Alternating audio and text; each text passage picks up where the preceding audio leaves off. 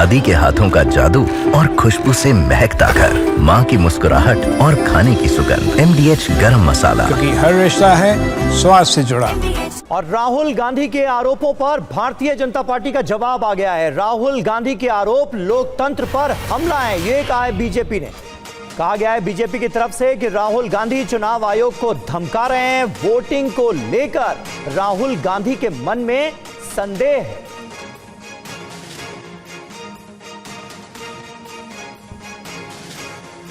आज हमने राहुल गांधी जी के प्रेस कॉन्फ्रेंस को देखा और ये कोई पहली बार नहीं है कि राहुल गांधी किसी संवैधानिक संस्थान के ऊपर हमला करते हुए नजर आए और महाराष्ट्र या कर्नाटक के चुनाव को कटघरे में खड़े करते हुए नजर आए।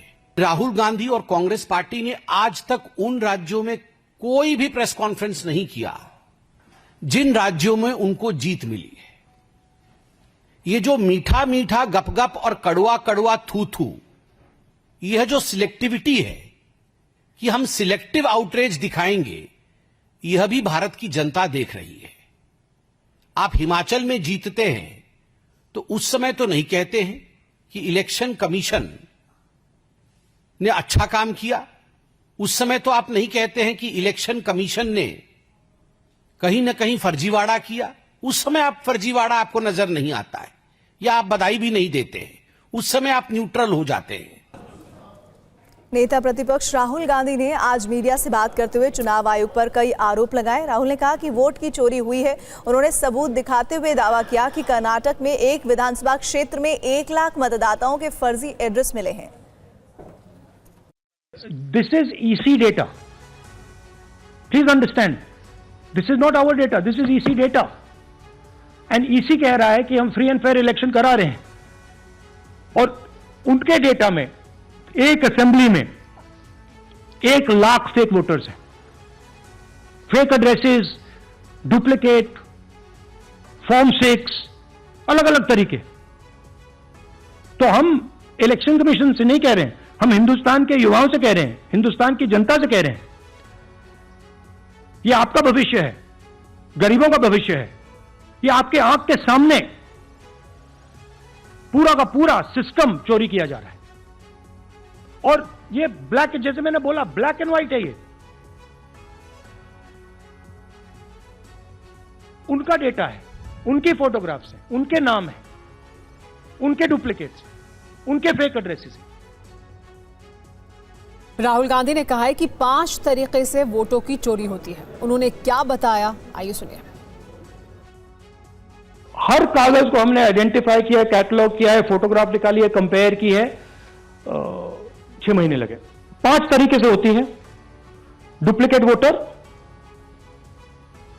Fake and invalid addresses, bulk voter in single address, invalid photo, misuse of form 6। Duplicate voter मतलब एक व्यक्ति 3, 4, 5, 6 बार वोट कर रहा है या उसका नाम 5-6 बार आ रहा है। फेक इनवैलिड एड्रेस मतलब या तो पता है ही नहीं या फिर फेक है। बल्क वोटर सिंगल एड्रेस, एक बेडरूम का घर है, उसमें 50 लोग का एड्रेस है और जब हम वहां जाते हैं वहां लोग ही नहीं है, वोटर ही नहीं है। फॉर्म 6 नए वोटर्स के लिए होती है, जो 18 साल का होता है, पिछले इलेक्शन में जिसने वोट नहीं किया उसके लिए होती है। मतलब 18 से 22-23 की एज होनी चाहिए उसकी। तो इसका जबरदस्त मिसयूज हुआ है। और TV9 संवाददाता कुमार विक्रांत के पूछे गए सवाल पर नेता प्रतिपक्ष राहुल गांधी ने क्या कहा, आइए सुनते हैं। राहुल जी, 2 बातें बार बार चर्चा का विषय बनती हैं। एक तो ये बार बार बीजेपी की ओर से, चुनाव आयोग की ओर से कहा जाता है कि जब कांग्रेस या विपक्ष चुनाव जीत जाता है तब वो कहता है कि इसमें गड़बड़ी है, धांधली है। सर, एक मिनट पूरा कर लेंगे।